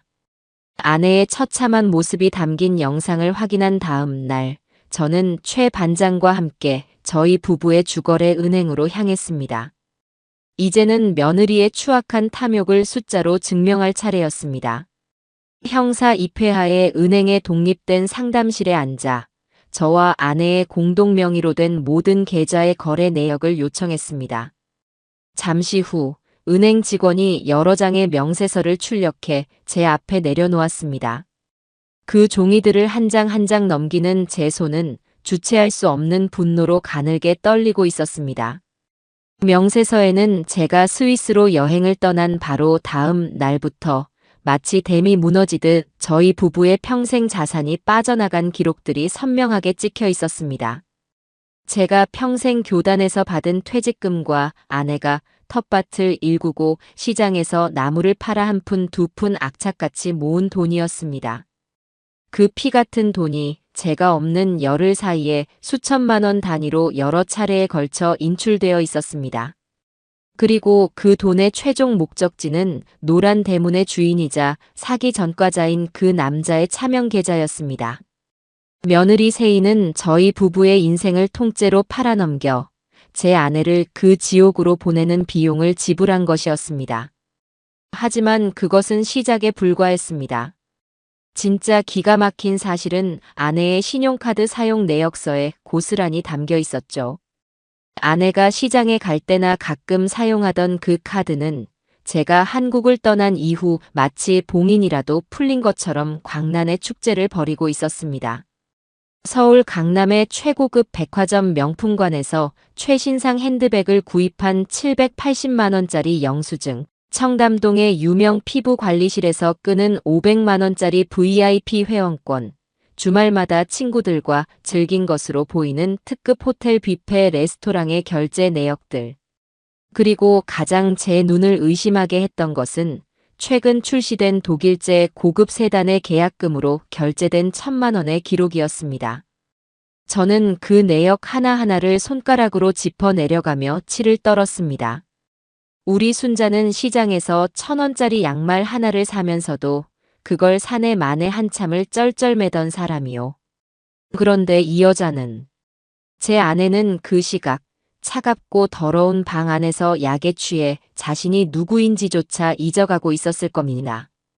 그런데 며느리라는 여자는 바로 그 아내의 이름으로 된 카드로 자신의 몸을 치장하고 값비싼 음식을 먹고 호화로운 차를 살 꿈에 부풀어 있었던 거죠.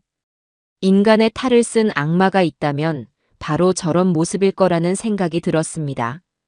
모든 금융 기록을 확인하고 은행을 나오는 제 얼굴은 창백하게 굳어 있었습니다. 경찰서로 돌아온 최 반장은 확보된 모든 증거들을 책상 위에 펼쳐놓았습니다. 노란 대문의 영상, 손주의 증언, 그리고 방금 확보한 모든 금융거래 내역까지. 모든 증거의 화살표는 단 한 사람, 며느리 오세희를 가리키고 있었습니다. 아버님, 이걸로 완벽합니다. 재산을 노리고 고의적으로 피해자를 다른 곳으로 유인하여 불법적인 이득을 취한 죄질이 아주 나쁜 범죄입니다. 저희는 사기, 횡령, 약취 유인 혐의까지 모두 적용하여 구속영장을 청구할 겁니다. 이렇게 되면 저들은 절대로 법망을 빠져나가지 못합니다. 최 반장의 목소리에는 이제 범인을 잡을 수 있다는 강한 자신감이 서려 있었습니다. 그는 즉시 팀원들을 모아 영장 신청을 위한 서류 작업과 내일 새벽에 있을 아내 구출 및 범인 검거 작전에 대한 브리핑을 시작했습니다. 그 모습을 지켜보던 저는 마침내 굳은 결심을 하고 최 반장에게 다가가 말했습니다. 최 반장, 마지막으로 한 가지 부탁이 있소. 내 며느리 그 여자를 체포할 때 반드시 내가 그 자리에 함께 있게 해주시오. 제 목소리는 낮고 차분했지만 그 안에는 서슬퍼런 결의가 담겨 있었습니다. 그 여자가 법의 심판을 받기 전에 먼저 남편인 내 심판을 받게 해야겠소. 내 눈으로 직접 그 여자의 탐욕스러운 성이 무너져 내리는 것을 똑똑히 지켜봐야겠습니다. 최 반장은 잠시 제 눈을 들여다보다가 이내 아무 말 없이 무겁게 고개를 끄덕였습니다. 길고 어두웠던 기다림과 분노의 시간이 끝나고 마침내 심판의 시간이 다가오고 있었습니다. 제 마음속에서는 뜨거운 복수의 칼날이 서늘하게 그 빛을 발하고 있었습니다. 그날 밤은 제 인생에서 가장 길고도 잔인한 밤이었습니다. 최 반장과의 약속대로 저는 아들의 집으로 돌아와 마지막 연기를 펼쳐야만 했지요. 내일 새벽이면 제 아내를 구출하기 위한 작전이 시작될 것이고 이 지옥 같은 연극도 끝이 날 것이었습니다. 하지만 그 새벽이 오기까지의 몇 시간은 마치 영원처럼 아득하게만 느껴졌습니다. 저녁 식탁에 앉아 아무것도 모른 채 행복한 얼굴로 내일의 계획을 제잘거리는 며느리 세희의 얼굴을 마주하는 것은 실로 고문과도 같았습니다. 아버님, 저희 다음 주에 새로 계약한 차 나오면요. 어머님 모시고 강원도에 바람 쐬러 다녀와요. 좋은 공기 쐬시면 더 빨리 회복하실 거예요. 세희는 제 아내의 돈으로 산 차를 타고 제 아내를 그 지옥에 계속 묶어둘 계획을 천연덕스럽게 늘어놓고 있었습니다. 저는 차마 그 얼굴을 마주볼 수가 없어 그저 국그릇에 고개를 파묻은 채 묵묵히 숟가락질만 했습니다. 제 옆에 앉은 아들 민수는 그런 아내의 모습이 대견하다는 듯 흐뭇한 미소로 고개를 끄덕이고 있었죠. 제 속에서는 시커먼 분노가 용암처럼 들끓었지만 저는 그것을 억누르고 또 억눌렀습니다. 지금은 때가 아니었습니다. 완벽한 사냥을 위해서는 사냥개가 짖어서는 안 되는 법이니까요. 식사를 마치고 제 방으로 돌아온 저는 잠을 청하는 대신 뜬 눈으로 밤을 새웠습니다. 창밖에 짙은 어둠을 바라보며 지금 이 시각 아내가 있을 그 끔찍한 곳을 상상했습니다.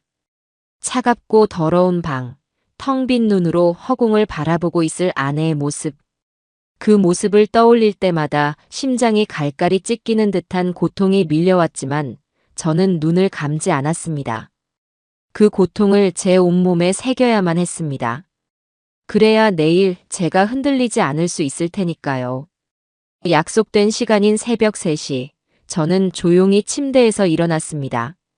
며칠간 입었던 옷 그대로 소리가 나지 않는 단화를 챙겨 신었습니다. 그리고는 고양이처럼 발소리를 죽여 현관으로 향했습니다. 잠들어 있는 아들 내외의 방문 앞을 지날 때 저는 잠시 걸음을 멈추었습니다. 저 문 너머에 제 인생을 망가뜨린 원수와 그 원수의 꼭두각시가 되어버린 어리석은 제 아들이 잠들어 있었습니다. 저는 그 문을 향해 차갑게 한번 고개를 저어주고는 미련 없이 집을 빠져나왔습니다. 아파트 단지 밖 약속된 장소에는 이미 검은색 승합차 여러 대가 불을 끈 채 대기하고 있었습니다.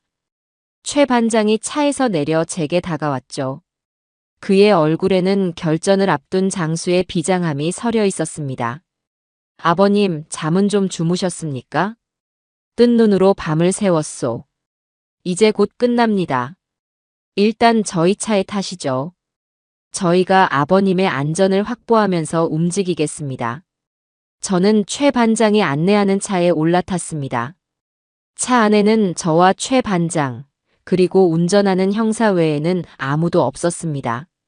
다른 차들에는 완전 무장한 형사들이 나눠 타고 있었죠.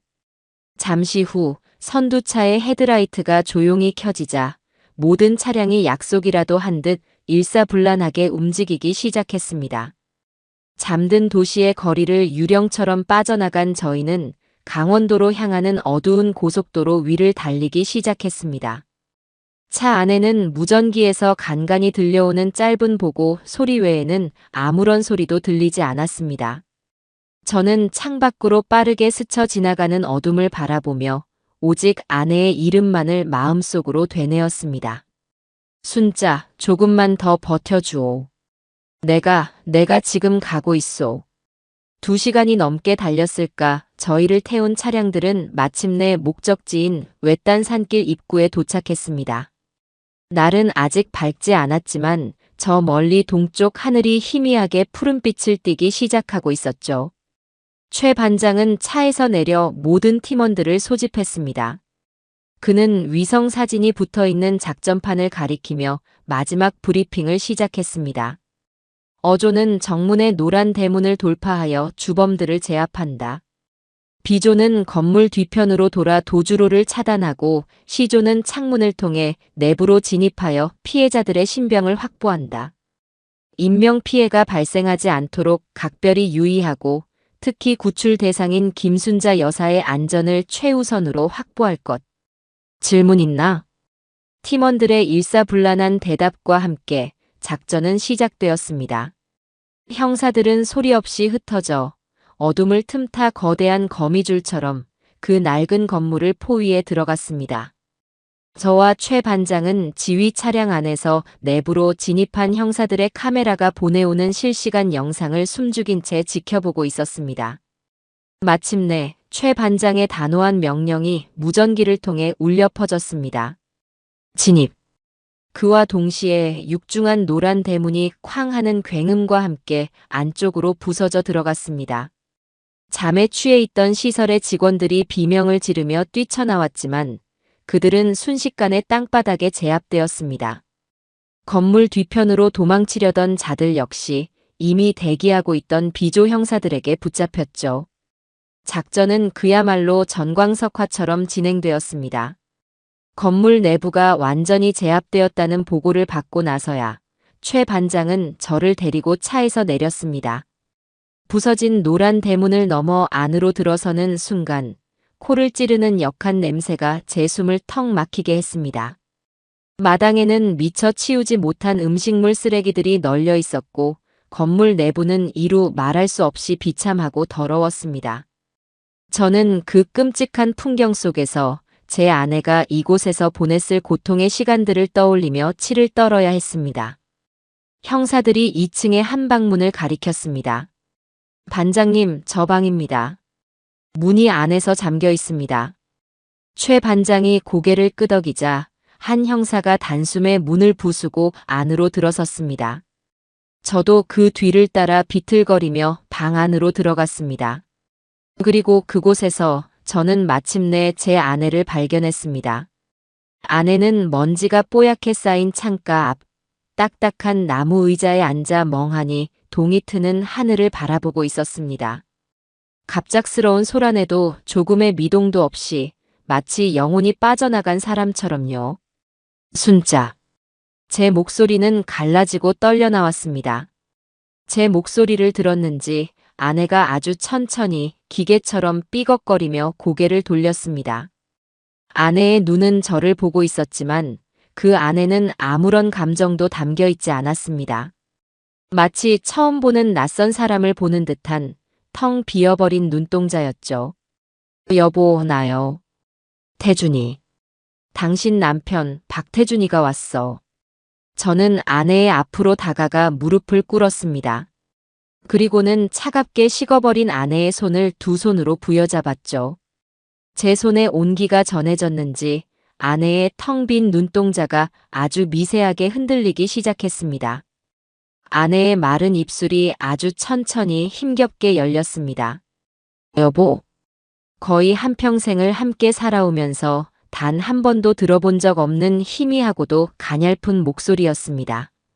그 목소리가 제 이름을 부르는 순간 제 눈에서는 뜨거운 눈물이 왈칵 쏟아져 내렸습니다.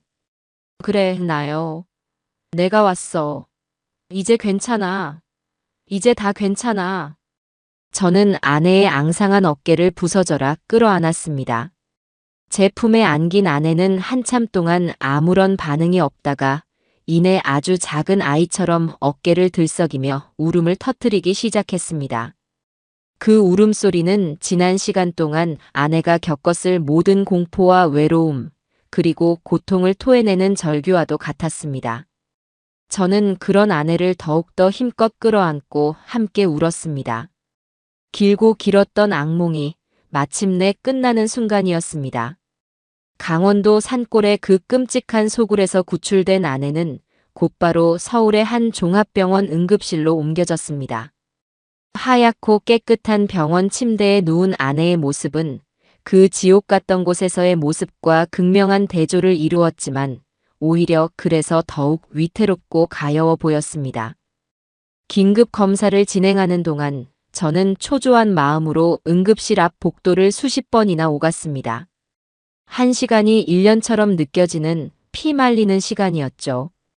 얼마나 지났을까 의사가 저를 불렀습니다. 의사의 진단은 제 예상을 크게 벗어나지 않았지만 그 내용은 하나하나가 제 가슴에 못을 박는 것처럼 아팠습니다. 일단 급한 고비는 넘기셨습니다. 하지만 오랜 기간 제대로 된 영양 섭취를 못하셔서 심각한 영양실조와 탈수 증세를 보이고 있습니다. 그리고 의사는 잠시 말을 고르다가 조심스럽게 말을 이었습니다. 혈액 검사 결과 강력한 신경안정제 성분이 다량 검출되었습니다. 아마 장기간에 걸쳐 환자의 의지와는 상관없이 투여된 것으로 보입니다. 기억이 혼미하거나 계속 잠만 자는 듯한 증세를 보인 것도 바로 이 때문일 겁니다. 다행히 치매와 같은 기질적인 뇌 손상은 보이지 않습니다. 하지만 약물로 인한 후유증과 정신적인 충격을 회복하는 데에는 상당한 시간이 걸릴 겁니다. 의사의 소견은 며느리 세희의 거짓말을 완벽하게 증명하는 의료적인 증거였습니다. 동시에 제 아내가 그곳에서 어떤 취급을 받았는지를 보여주는 잔인한 기록이기도 했죠. 저는 의사에게 몇 번이고 고개를 숙여 감사 인사를 전하고 아내가 있는 1인실 병실로 향했습니다.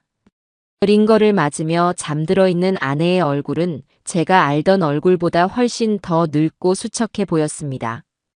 저는 아내의 침대 옆에 앉아 밤새 앙상하게 마른 아내의 손을 꼭 잡고 있었습니다. 아내가 잠결에 작은 신음이라도 낼 때면 심장이 철렁 내려앉는 기분이었죠. 당신이 이 고통을 겪는 동안 나는 대체 무엇을 했는가? 뒤늦은 자책과 미안함이 파도처럼 밀려와 저를 잠식했습니다. 다음 날 오전에야 최 반장이 병실로 저를 찾아왔습니다. 그는 밤새 강원도에서 체포한 시설 운영자와 직원들을 조사하느라 뜬 눈으로 밤을 새운 듯 피곤한 기색이 역력했습니다. 아버님, 아내분은 좀 어떠십니까? 이제 막 잠이 들었소. 의사 말로는 시간이 좀 걸릴 거라고 하는군. 그놈들 전부 다 자백했습니다. 오세이가 매달 일정 금액을 보내주기로 하고 아내분을 맡겼다고 합니다. 자신들의 범죄 행위를 덮기 위해 외부와의 연락을 철저히 차단하고 약물을 사용한 사실도 모두 인정했습니다. 최 반장의 말을 듣는 제 주먹에 절로 힘이 들어갔습니다. 이제 남은 것은 그 여우 같은 며느리와 제 구실도 못한 내 아들놈을 잡는 일이요. 맞습니다, 아버님. 지금 그 두 사람은 아버님께서 아내분을 모시고 잠적했다고 생각하고 있을 겁니다. 아마 자기들끼리 온갖 궁리를 하고 있겠죠. 이제 그들을 덫으로 유인할 시간입니다. 저와 최 반장은 병실 한쪽에 마련된 작은 테이블에 마주 앉아 마지막 작전을 짜기 시작했습니다. 어떻게 하면 저들을 완벽하게 속여 스스로 제 발로 함정에 걸어 들어오게 만들 수 있을까? 여러 가지 아이디어들이 오갔지만 가장 확실한 방법은 역시나 그들의 가장 약한 고리, 바로 돈에 대한 탐욕을 자극하는 것이었습니다. 아버님, 며느님이 가장 두려워하는 것이 무엇일까요? 자신이 손에 넣었다고 생각한 재산이 사라지는 것이겠지. 바로 그겁니다. 저희는 한편의 연극 대본을 짜기 시작했습니다. 제가 전화를 걸어 아주 다급하고 혼란스러운 목소리로 며느리를 속이는 것이었죠. 저는 최 반장과 함께 며느리가 의심할 수 있는 모든 가능성을 차단하며 완벽한 시나리오를 만들었습니다. 전화기 너머로 들릴 배경 소음까지 계산에 넣을 정도로 치밀하게요. 모든 준비가 끝나고 저는 마침내 제 휴대폰을 들었습니다. 그리고 며느리 오세희의 번호를 눌렀죠. 신호가 몇 번 가지 않아 다급한 목소리의 며느리가 전화를 받았습니다. 아버님, 지금 어디세요? 어머님은요? 대체 어떻게 된 거예요? 저는 약속된 연기를 시작했습니다. 일부러 숨이 넘어갈 듯한 공포에 질린 목소리를 냈습니다. 세희야, 큰일 났다. 내 어머니가 갑자기 이상해졌어. 네. 그게 무슨 말씀이세요? 어머님이 왜요? 어젯밤에 갑자기 정신이 드셨는지 나를 보자마자 다짜고짜 여기서 나가자고 난리를 치시더구나. 그래서 내가 일단 급하게 모시고 나왔는데. 저는 잠시 말을 끊고 더욱 절박한 목소리로 말을 이었습니다. 그런데 지금 자기가 그동안 고생한 것에 대한 보상을 받아야겠다며 우리 집이랑 상가 명의를 전부 자기 앞으로 돌려놓지 않으면 다 폭로하겠다고 협박하고 계신다. 내가 지금 겨우 말리고는 있는데 막무가내야. 이대로는 안 되겠다. 너희가 빨리 와서 내 어머니 좀 어떻게 좀 해다오. 제 혼신을 다한 연기에 전화기 너머의 세희는 완벽하게 속아 넘어간 듯 했습니다. 그녀의 목소리에는 당혹감과 함께 자신이 공들여 쌓은 탑이 무너질지도 모른다는 극도의 불안감이 섞여 있었죠. 뭐라고요? 재산을요? 말도 안 돼. 정신 차리세요, 아버님. 절대 아무데도 도장 찍어주시면 안 돼요. 저희가 지금 바로 그리로 출발할게요. 어디세요, 거기가? 여기는 강원도에서 서울로 들어오는 길목에 있는 휴게소다. 여기서 기다리고 있을 테니 최대한 빨리 와다오. 저는 일부러 저희가 있는 곳과 정반대 방향의 휴게소 이름을 댔습니다. 그들이 허탕을 치고 시간을 버리게 만들기 위함이었죠. 네, 알겠어요. 거기서 꼼짝 말고 저희 기다리고 계세요. 아셨죠, 아버님? 다급하게 전화를 끊는 소리와 함께 작전의 첫 단계는 성공적으로 끝났습니다. 저는 차가운 미소를 지으며 휴대폰을 내려놓았습니다. 제 옆에서 모든 것을 듣고 있던 최 반장이 제게 말없이 엄지손가락을 들어 보였습니다. 덫은 놓아졌고 굶주린 여우는 이제 미끼를 향해 정신없이 달려오고 있었습니다.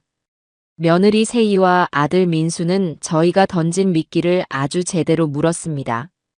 그들은 자신들의 손에 거의 다 들어왔다고 믿었던 재산이 허공으로 날아갈지도 모른다는 불안감에 아마 이성을 상실한 채 제가 알려준 가짜 목적지를 향해 미친 듯이 차를 몰았을 겁니다. 그 시간 저와 최 반장은 진짜 덫을 놓기 위해 움직였습니다. 저희의 목표 지점은 그들이 서울로 돌아오기 위해 반드시 지나야만 하는 강원도와 경기도의 경계에 위치한 인적이 드문 산길의 한 굽이진 길이었습니다. 그곳은 양쪽이 가파른 산으로 막혀 있고 도로 폭이 좁아 차를 돌리기도 어려운 그야말로 막다른 길이나 다름없는 곳이었습니다. 미리 도착한 경찰 병력은 도로 양쪽의 숲속에 몸을 숨기고 만반의 준비를 갖춘 채 두 사람이 나타나기만을 기다렸습니다. 저 역시 최 반장과 함께 도로가 한눈에 내려다 보이는 언덕 위의 차 안에서 숨을 죽인 채 아래를 내려다보고 있었죠. 시간이 흐를수록 제 심장은 점점 더 세차게 방망이질 치기 시작했습니다. 얼마나 지났을까 최 반장의 무전기에서 긴급한 목소리가 흘러나왔습니다. 목표 차량 5분 내로 작전 지역 진입 예상. 드디어 올 것이 온 것이었습니다. 저는 마른 침을 삼키며 저 멀리 구불구불한 산길의 초입을 뚫어져라 쳐다보았습니다. 곧이어 익숙한 흰색 세단 한 대가 마치 미사일처럼 빠른 속도로 코너를 돌아 나타났습니다. 제 아들 민수가 운전하는 차였습니다. 차는 약속 장소에 늦을세라 중앙선까지 넘나들며 위험천만한 질주를 이어오고 있었습니다. 차가 마침내 저희가 설정해 놓은 작전 지역의 정중앙에 들어서는 순간 최 반장은 무전기에 대고 짧고 단호한 명령을 내렸습니다. 실행.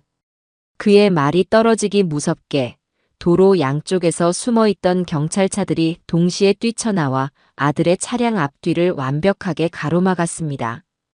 끼익 하는 날카로운 타이어 마찰음과 함께 아들이 몰던 차는 급정거하며 그 자리에 멈춰 섰습니다. 갑작스러운 상황에 놀란 아들과 며느리가 어안이 벙벙한 얼굴로 차창 밖을 내다보는 모습이 보였습니다. 곧이어 경찰차들에서 내린 형사들이 일사불란하게 그들의 차를 에워쌌습니다. 그리고 바로 그때 저와 최 반장이 탄 차가 언덕 위에서 천천히 내려와 그들의 차 바로 앞에 멈춰 섰습니다. 운전석 문이 열리고 최 반장이 내렸고 뒤이어 조수석 문을 열고 제가 천천히 땅에 발을 디뎠습니다. 제 모습을 확인하는 순간 며느리 세희의 얼굴이 경악으로 물들어가는 과정을 저는 아주 천천히 그리고 똑똑히 지켜보았습니다.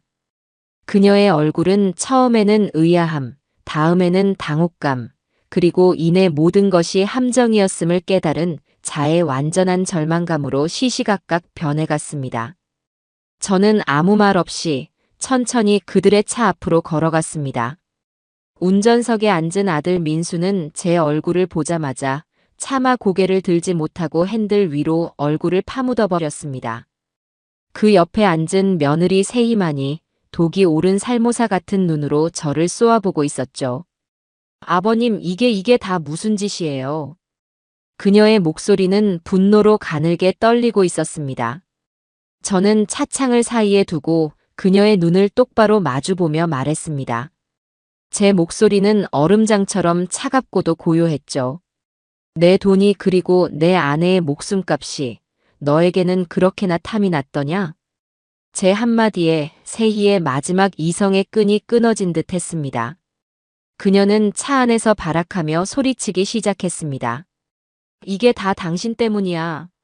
당신만 없었으면, 그 늙은이만 없었으면 모든 게 완벽했다고. 당신이 다 망쳤어.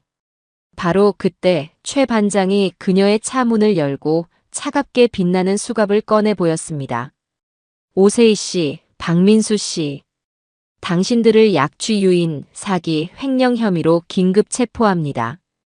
당신들은 변호사를 선임할 수 있으며 묵비권을 행사할 수 있고 최 반장이 미란다 원칙을 고지하는 동안 세희는 짐승처럼 울부짖으며 형사들의 손길에 저항했습니다.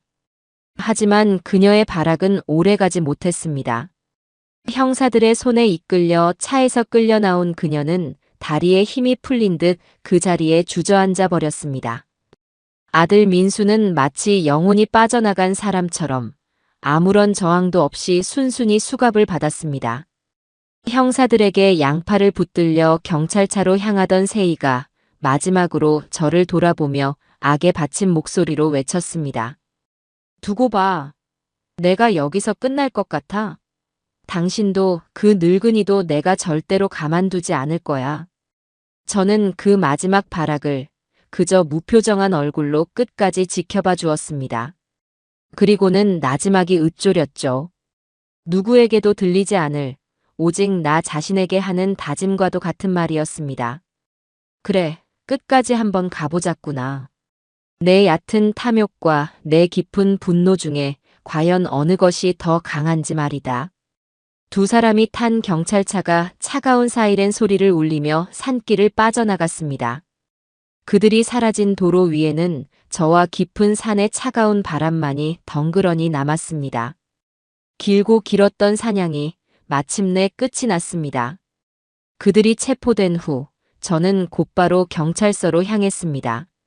조사가 진행되는 동안 저는 별도의 대기실에서 최 반장이 전해주는 상황을 들으며 기다리고 있었죠. 며느리 세희는 조사실에 들어가서도 한동안 묵비권을 행사하며 끝까지 버텼다고 합니다.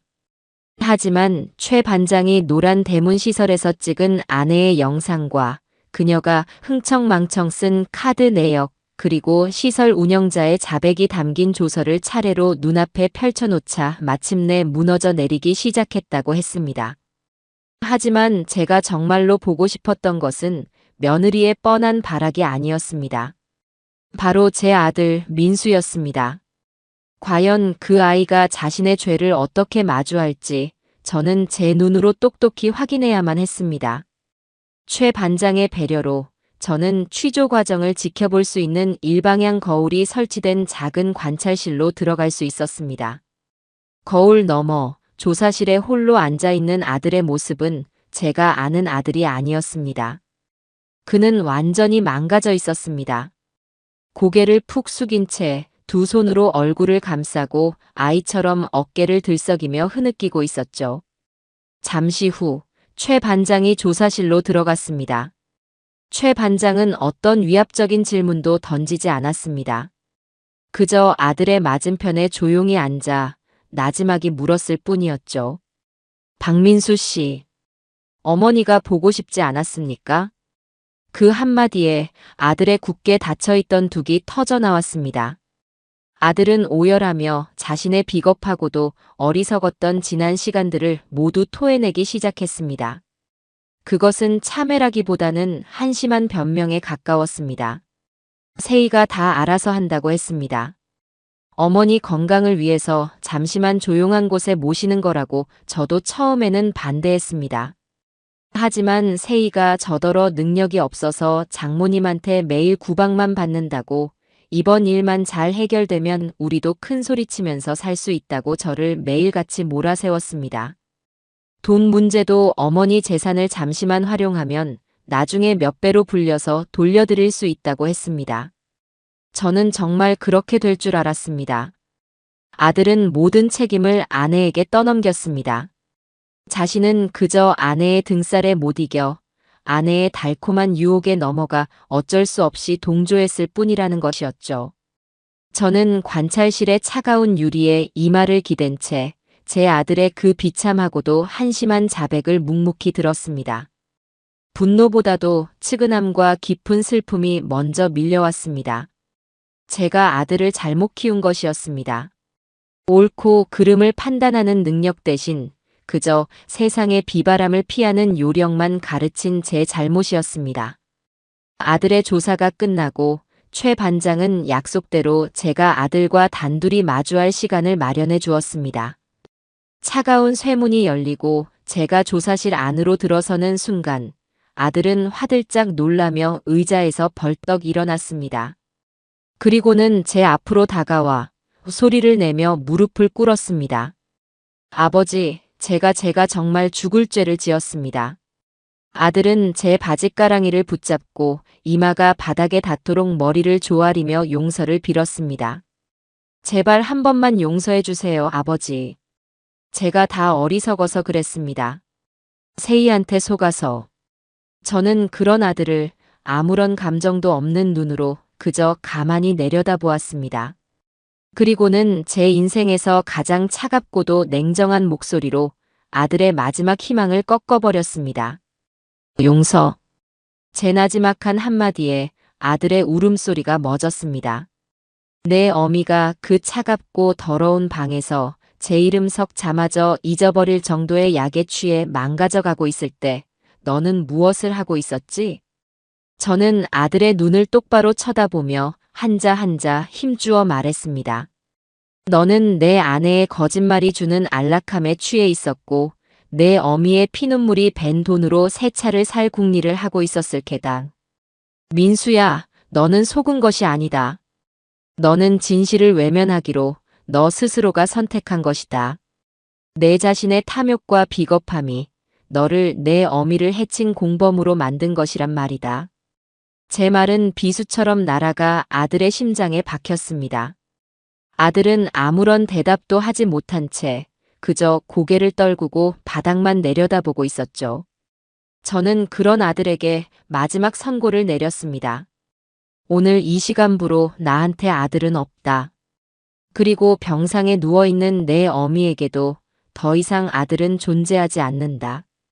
가서 내가 저지른 죄의 대가를 내 남은 인생을 바쳐 뼈저리게 치르도록 해라. 그리고 다시는 우리 앞에 나타나지 마라. 저는 그 말을 끝으로 미련 없이 돌아섰습니다. 등 뒤에서 저를 부르는 아들의 절규가 들려왔지만 저는 단 한 번도 뒤돌아보지 않았습니다. 조사실의 육중한 철문을 닫고 길고 긴 복도를 걸어 나오는 동안 제 눈에서는 뜨거운 눈물이 흐르고 있었습니다. 그것은 아들에 대한 연민의 눈물이 아니었습니다. 제 손으로 직접 제 아들과의 인연을 끊어내야만 했던 한 아버지의 슬프고도 참담한 눈물이었습니다. 경찰서의 길고 차가운 복도를 걸어 나오는 제 등 뒤로 아들의 절규가 희미한 메아리가 되어 맴돌았습니다. 하지만 저는 단 한 번도 뒤돌아보지 않았습니다. 제 눈에서 흐르던 뜨거운 눈물은 어느새 차갑게 식어 제 뺨 위로 마른 기를 내고 있었죠. 그것은 슬픔의 눈물이 아니었습니다. 제 손으로 직접 썩어 문드러진 제 살을 도려내야만 했던 한 가장의 참혹하고도 비장한 결의의 증거였습니다. 이제 제게 남은 것은 단 하나, 제 아내 순자를 온전히 회복시키고 이 모든 비극을 만들어낸 자들에게 합당한 죗값을 치르게 하는 일이었습니다. 며칠 뒤 이 사건은 언론을 통해 세상에 알려지기 시작했습니다. 처음에는 폐륜 며느리의 시어머니 사건과 같은 자극적인 제목으로 사회면 한 구석을 차지하더니 강원도 산골의 그 끔찍한 노란 대문 시설의 실체가 드러나면서 순식간에 전국적인 사건으로 번져나갔습니다. 저희가 구해낸 노인들 외에도 이미 그곳에서 쓸쓸히 생을 마감한 분들이 더 있었다는 사실이 밝혀지면서 국민적인 공분은 하늘을 찔렀습니다. 병원에는 기자들이 진을 쳤고 제 휴대폰은 하루에도 수십 통씩 걸려오는 취재 요청 전화로 불이 날 지경이었습니다. 저는 모든 인터뷰를 정중히 거절했습니다. 지금 제게는 세상의 관심보다 병상에 누워있는 아내의 희미한 숨소리가 더 중요했으니까요. 아내의 상태는 더디지만 아주 조금씩 나아지고 있었습니다. 의식은 돌아왔지만 후유증으로 여전히 현실과 환상을 오가는 듯 보였습니다. 어떤 날은 저를 알아보며 희미하게 웃다가도 어떤 날은 갑자기 겁에 질린 아이처럼 이불 속에 얼굴을 파묻고 온몸을 떨기도 했죠. 그럴 때마다 저는 아무 말 없이 그저 아내의 곁을 지키며 작은 손을 잡아주는 것밖에는 할 수 있는 일이 없었습니다. 시간이 흘러 마침내 심판의 날이 다가왔습니다. 며느리 오세희와 시설 운영자 일당에 대한 첫 재판이 열리는 날, 저는 아내의 병실을 잠시 간병인에게 맡기고 법원으로 향했습니다. 법정 방청석은 이미 기자들과 피해자 가족들로 가득 차 발 디딜 틈조차 없었습니다. 잠시 후 피고인석으로 들어서는 며느리의 모습이 보였습니다. 수의를 입은 그녀의 모습은 제가 알던 그 화려하고 당당했던 모습이 아니었습니다. 얼굴은 반쪽이 되어 있었고 눈은 퀭하게 들어가 있었죠. 하지만 그 눈빛만은 여전히 도끼로 가득 차 있었습니다. 그녀는 방청석에 앉은 저를 발견하고는 순간 저주를 퍼붓는 듯한 눈빛으로 저를 쏘아보았습니다. 저는 그 시선을 피하지 않고 그저 묵묵히 마주 보았습니다. 재판은 검사의 모두 진술로 시작되었습니다. 검사는 차갑고 냉정한 목소리로 며느리 오세희가 얼마나 치밀하고 계획적으로 저희 부부의 재산을 노렸는지, 그리고 그 과정에서 인간으로서 차마 해서는 안 될 짓을 저질렀는지를 하나씩 열거해 나갔습니다. 노란 대문 시설의 끔찍한 내부 영상이 법정 스크린에 재생될 때 방청석 곳곳에서는 탄식과 흐느낌이 터져 나왔습니다. 저는 주먹을 너무 꽉 쥔 나머지 손톱이 손바닥을 파고드는 고통조차 느끼지 못했습니다. 며느리의 변호사는 그녀가 산후 우울증과 과도한 스트레스로 인해 이성적인 판단을 하지 못했다며 심신미약을 주장했습니다. 하지만 그 어설픈 변명은 검사가 증거로 제출한 그녀의 화려한 쇼핑 내역과 외제차 계약서 앞에서 산산조각이 나고 말았죠. 그녀는 우울했던 것이 아니라 넘쳐나는 탐욕에 취해 있었을 뿐이었습니다. 재판이 진행되는 내내 며느리는 단 한 번도 고개를 숙이지 않았습니다. 오히려 모든 것이 제 탓이며 자신은 피해자라는 듯 억울한 표정을 지어 보였죠. 그 뻔뻔한 모습에 저는 법정 안에서 소리를 지르고 싶은 충동을 몇 번이나 억눌러야만 했습니다. 몇 차례의 재판이 더 이어지고 마침내 선고 공판일이 되었습니다. 그날따라 법정의 공기는 유난히 무겁고 엄숙하게 느껴졌습니다. 재판장이 자리에서 일어나 판결문을 읽어 내려가기 시작했습니다. 피고인 오세희는 판사의 낮고 엄중한 목소리가 법정 전체에 울려 퍼졌습니다. 피해자인 시어머니에 대한 최소한의 존중과 연민도 없이 오직 자신의 경제적 이익을 위해 피해자를 생명의 위협이 명백한 장소에 유인하고 방치하였으면 그 과정에서 피해자의 재산을 편취하여 호화로운 생활을 영위하는 등 그 죄질이 이루 말할 수 없이 불량하고 반인륜적이다. 또한 피고인은 법정에 이르기까지 자신의 잘못을 뉘우치기는커녕 터무니없는 변명으로 일관하며 피해자에게 2번의 상처를 안겨주었다. 이에 재판부는 피고인이 우리 사회로부터 장기간 격리되어 참회와 속죄의 시간을 갖게 하는 것이 마땅하다고 판단한다. 주문, 피고인 오세희를 징역 15년에 처한다. 징역 15년.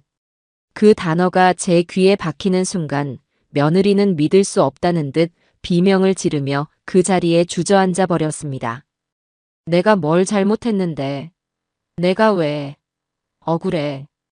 그녀는 법정 경위들에게 끌려나가면서까지 악에 바친 목소리로 저주를 퍼부었습니다. 시설 운영자와 직원들 역시 중형을 선고받고 법의 엄중한 심판을 받게 되었죠. 아들 민수에 대한 재판은 며칠 뒤 다른 법정에서 조용히 진행되었습니다. 아들은 모든 혐의를 인정하고 재판 내내 고개를 숙인 채 눈물만 흘렸다고 합니다. 아들의 변호사는 그가 아내의 강압에 못 이겨 범행에 가담하게 된 점, 그리고 깊이 뉘우치고 있는 점 등을 들어 선처를 호소했죠. 저는 그 재판에는 참석하지 않았습니다. 더 이상 제 아들이 아니었으니까요. 아들은 결국 방조 및 횡령 혐의가 인정되어 징역 3년을 선고받고 법정 구속되었습니다. 모든 심판이 끝난 후 저는 법원 앞 계단에 한참을 서 있었습니다. 하늘은 더없이 맑고 푸르렀습니다. 하지만 제 마음은 조금도 개운하지 않았습니다. 통쾌함보다는 깊고 서늘한 허무함이 제 온몸을 감싸고 있었죠. 이것이 제가 원했던 복수의 끝이었을까요? 한 사람은 감옥에 가고 한 사람은 제 인생에서 지워지고 남은 사람들은 깊은 상처를 안고 살아가야 하는 이 비참한 결말이 말입니다. 저는 주머니 속 휴대폰을 꺼내 손주 유나의 사진을 들여다보았습니다. 아이의 해맑은 미소를 보니 비로소 제가 앞으로 해야 할 일이 무엇인지 분명해졌습니다. 이제는 심판이 아닌 치유의 시간을 시작해야 할 때였습니다. 모든 법적인 절차가 끝나고 저는 아내를 집으로 모셔왔습니다. 병원의 소독약 냄새 대신 익숙한 집안의 공기와 햇살이 아내를 맞았지만 아내의 마음은 여전히 굳게 닫혀 있었습니다. 아내는 자신이 가장 안전하다고 느꼈던 공간에서조차 밤마다 악몽에 시달리며 비명을 질렀습니다. 좁은 방에 혼자 있는 것을 두려워했고 낯선 사람의 방문에는 극도의 불안 증세를 보였죠. 의사는 외상 후 스트레스 장애라는 진단을 내렸습니다. 망가진 몸을 회복하는 것보다 조각난 마음을 다시 붙이는 일이 훨씬 더 어렵고 고통스러운 과정이었습니다. 손주 유나 역시 마찬가지였습니다. 아이는 저희 집으로 온 이후 한동안 말을 잃어버린 아이처럼 입을 굳게 닫았습니다. 밤에는 할머니처럼 악몽을 꾸며 울부짖었고 낮에는 그림책의 한쪽 구석에 온통 검은색으로만 낙서를 하곤 했죠. 저는 아이의 손을 잡고 아동심리 상담센터를 찾았습니다. 전문가는 아이가 자신의 감정을 표현하는 방법을 잊어버렸다고 했습니다. 아이의 마음속에 갇혀버린 공포를 밖으로 꺼내주는 것이 시급하다고 했죠. 그날 이후 저의 하루는 온전히 두 사람을 돌보는 것으로 채워졌습니다. 아침이면 아내를 위해 부드러운 죽을 쓰고 낮에는 유나와 함께 상담센터에서 모래놀이 치료를 받았습니다. 저녁이면 잠 못 드는 아내의 등을 밤새 쓸어주며 어린 시절 어머니가 불러주시던 자장가를 의존해 주었죠. 평생을 누군가를 가르치고 바로잡는 역할만 해온 제게 누군가를 온전히 보살피고 기다려주는 일은 생각보다 훨씬 더 어렵고 고된 일이었습니다. 하지만 저는 단 한 번도 힘들다고 생각하지 않았습니다. 이것은 제가 제 소중한 가족을 지켜주지 못했던 것에 대한 속죄이자 제게 남겨진 마지막 책임이었으니까요. 시간이 약이라는 말은 때로는 진실이었습니다. 계절이 두어 번 바뀌고 저희 집 마당의 감나무에 다시 붉은 감이 열릴 무렵 아주 작은 변화들이 찾아오기 시작했습니다. 어느 날 아침 아내가 먼저 제게 말을 걸었습니다. 여보, 오늘 날씨가 참 좋네요. 너무나도 평범한 그 한마디가 제게는 천상의 음악처럼 들렸습니다. 저는 애써 차오르는 감정을 누르며 아무렇지 않은 척 대답했죠. 그러게 말이오. 우리 오랜만에 마당에 나가서 햇볕이라도 좀 쬐시다. 저는 아내를 부축해 마당의 툇마루에 앉혔습니다. 아내는 따스한 가을 햇살을 받으며 한참 동안 말없이 자신의 시든 화단을 내려다보았습니다. 그리고는 아주 작은 목소리로 말했죠. 저기 호미 좀 갖다 줄래요? 저는 창고로 달려가 녹슨 호미를 찾아 아내의 손에 쥐어주었습니다. 아내는 마른 손으로 호미를 부여잡고 툇마루에 앉은 채로 힘겹게 잡초를 하나씩 뽑기 시작했습니다. 그 작은 움직임이 아내가 다시 세상 밖으로 나오려는 첫걸음이라는 것을 저는 알 수 있었습니다. 그날 저는 아내의 등 뒤에서 한참 동안 소리 없이 눈물을 흘렸습니다. 유나에게도 변화가 찾아왔습니다. 상담 치료를 꾸준히 받으면서 아이는 조금씩 자신의 감정을 표현하기 시작했습니다. 어느 날 아이는 그림 치료 시간에 커다랗고 무서운 노란 대문을 그렸습니다. 그리고는 그 문을 온갖 색깔의 크레파스로 마구 칠하며 지워버렸죠. 한참 동안 그림을 지우던 아이가 갑자기 저를 보며 말했습니다. 할아버지, 이제 노란 대문 없어졌어요. 내가 다 물리쳤어요. 그리고는 제 품에 와락 안겨 그동안 참아왔던 울음을 터뜨렸습니다. 저는 그런 아이를 힘껏 끌어안고 등을 토닥여 주었습니다. 그래, 우리 유나가 다 물리쳤구나. 우리 강아지 정말 장하다. 이제 괜찮아. 할아버지가 꼭 지켜줄게. 그날 이후 아이는 거짓말처럼 예전의 밝고 씩씩한 모습을 되찾아갔습니다. 조잘조잘 학교 이야기를 늘어놓고 제게 시시껄렁한 농담을 던지기도 했죠. 아이의 웃음소리가 다시 집안에 울려 퍼지기 시작했을 때 저는 비로소 저희 가족의 길고 어두웠던 터널이 끝나가고 있음을 느낄 수 있었습니다. 그러던 어느 날 교도소에 있는 아들에게서 첫 편지가 왔습니다. 저는 그 편지를 며칠 동안 뜯어보지도 않고 서랍 깊숙한 곳에 넣어두었습니다. 하지만 밤마다 그 편지가 저를 괴롭혔습니다. 결국 저는 한밤중에 일어나 떨리는 손으로 편지 봉투를 뜯었습니다. 편지 안에는 삐뚤빼뚤한 글씨로 아들의 뒤늦은 후회와 절절한 사죄의 말이 가득 담겨 있었습니다. 제발 어머니와 유나를 잘 부탁한다는, 그리고 자신은 평생을 속죄하며 살겠다는 내용이었습니다. 저는 편지를 다 읽고 아무 말 없이 그것을 다시 서랍 속에 넣었습니다. 아직은 그 어떤 답장도 할 수가 없었습니다. 상처를 보듬는 시간은 생각보다 훨씬 더 길고 더딘 과정이었습니다. 세월은 강물처럼 흘러 끔찍했던 그날의 기억 위로 얇은 시간의 퇴적층을 쌓아 올렸습니다. 아내는 더 이상 악몽을 꾸지 않았고 예전처럼 마당의 텃밭을 가꾸며 소소한 기쁨을 찾았습니다. 웃음을 되찾았지만 예전처럼 소리내어 웃는 대신 그저 입가에 희미한 미소를 머금을 뿐이었죠. 그 미소 속에 지워지지 않는 슬픔의 흔적이 남아있다는 것을 저는 알 수 있었습니다. 손주 유나는 어느새 씩씩한 초등학생이 되었습니다. 아이는 가끔씩 엄마와 아빠에 대해 물었지만 그때마다 저와 아내는 그저 아주 먼 곳에 아주 중요한 일을 하러 가셨단다라고 둘러댈 수밖에 없었죠. 아이가 모든 진실을 감당하기에는 아직 너무 어렸으니까요. 그러던 어느 날 저는 동네 상가 조합의 오랜 지인에게서 아들의 소식을 전해 듣게 되었습니다. 몇 달 전 형기를 마치고 출소했다는 것이었습니다. 아들은 저희 집 근처를 찾아오지 못하고 서울 변두리의 한 작은 고시원에서 지내며 건설 현장에서 막노동으로 생계를 이어가고 있다고 했습니다. 그 소식을 듣는 제 마음은 복잡하기 그지없었습니다. 인연을 끊었다고 다짐했지만 그래도 피는 물보다 진한 것일까요?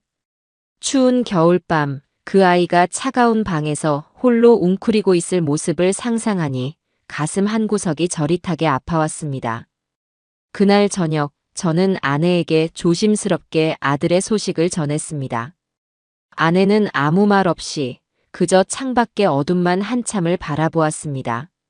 저는 아내가 아들을 원망하고 있을 것이라 생각했습니다. 그런데 한참의 침묵 끝에 아내가 제게 던진 말은 제 예상을 완전히 빗나가는 것이었습니다. 여보, 그 아이 밥은 제대로 챙겨 먹고 있을까요? 아내의 눈에는 원망이 아닌 굶주린 자식의 끼니를 걱정하는 어미의 연민이 가득 담겨 있었습니다. 그 순간 저는 깨달았습니다. 제가 아무리 아들과의 인연을 끊어내려 해도 어미와 자식의 천류는 결코 끊어낼 수 있는 것이 아니라는 사실을요. 며칠 뒤 아내가 새벽부터 일어나 분주하게 음식을 만들기 시작했습니다. 아들이 평소에 좋아하던 장조림과 멸치볶음, 그리고 따뜻한 소고기 뭇국이었죠.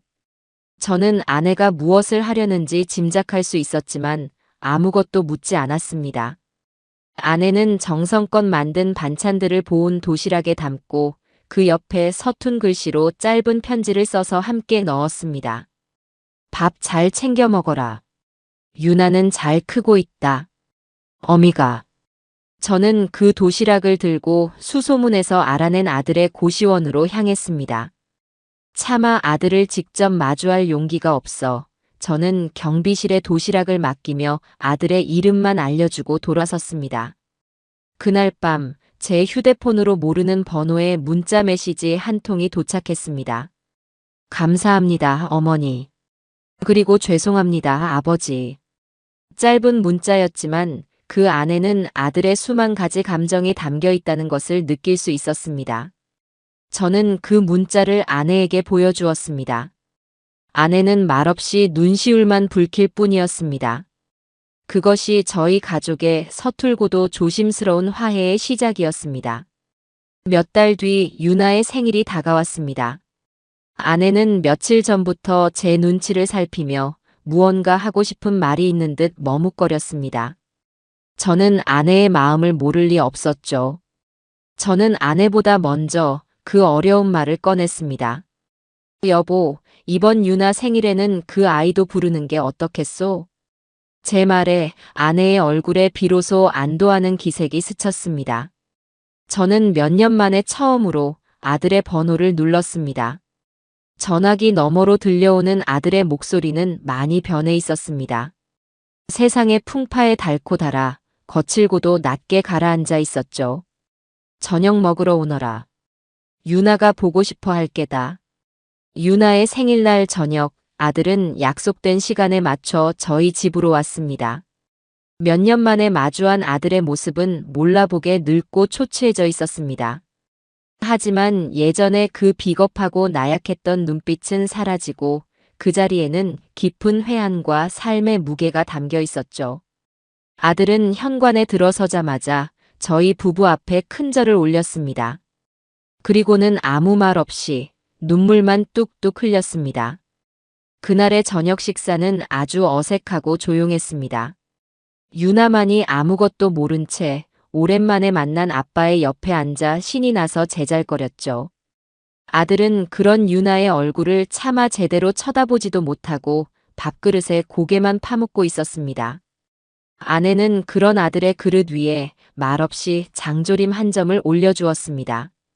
그 순간 아들은 더 이상 참지 못하고 식탁에 엎드려 아이처럼 서럽게 울기 시작했습니다. 완벽한 용서는 아니었습니다. 어쩌면 평생 저희의 상처는 완전히 아물지 못할지도 모릅니다. 하지만 그날 저희는 깨진 그릇의 조각들을 아주 서툴고 느리게 다시 맞추어 보기 시작했습니다. 그것은 용서가 아닌 손주를 위한, 그리고 남겨진 저희 자신들을 위한 최소한의 배려였습니다. 아들과의 어색한 재회가 있은 후 또 한 번의 가을이 찾아왔습니다. 아내의 건강은 이제 완연히 회복되어 예전처럼 맑은 웃음소리를 되찾았습니다. 아들은 한 달에 한두 번씩 저희 집을 찾아와 말없이 집안의 굳은 일을 돕고 가곤 했습니다. 저희는 여전히 아들과 많은 대화를 나누지는 않았지만 그 묵묵한 시간 속에서 서로의 상처가 조금씩 아물어가고 있음을 느낄 수 있었습니다. 어느 맑은 가을날 오후 아내와 함께 툇마루에 앉아 붉게 물들어가는 감나무를 보고 있을 때였습니다. 아내가 문득 아주 오래전의 약속을 꺼냈습니다. 여보, 기억나요? 당신 친구분이랑 스위스 가시기 전에 나중에 꼭 같이 가자고 약속했던 거. 저는 말없이 고개를 끄덕였습니다. 그것은 끔찍한 악몽이 시작되기 전 저희의 마지막 행복했던 기억이었습니다. 이제는 갈 수 있을 것 같아요. 당신이랑 함께라면. 아내의 말에 저는 그동안 마음속 깊이 묻어두었던 계획을 실행에 옮길 때가 왔음을 직감했습니다. 며칠 뒤 저는 아내에게 2장의 비행기 티켓을 내밀었습니다. 목적지는 스위스 취리히. 40년도 더 된 낡고 빛바랜 약속을 마침내 지키게 된 것이었습니다. 아내는 티켓을 받아들고 아이처럼 환하게 웃었습니다. 그 웃음은 제가 지난 몇 년간 그토록 보고 싶었던 순수하고 가식 없는 진짜 웃음이었습니다. 여행 당일 공항으로 향하는 길은 몇 년 전과는 완전히 다른 풍경이었습니다. 뒷좌석에는 손주 유나와 아들 민수가 함께 타고 있었죠.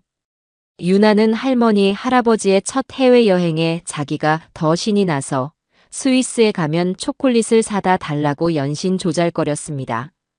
아들은 그저 말없이 운전만 했지만 룸미러로 비치는 그의 얼굴에는 희미한 미소가 걸려 있었습니다. 공항에 도착해 출국 수속을 밟기 전 저희는 잠시 작별 인사를 나누었습니다. 아들은 저희 앞에 깊이 허리를 숙였습니다.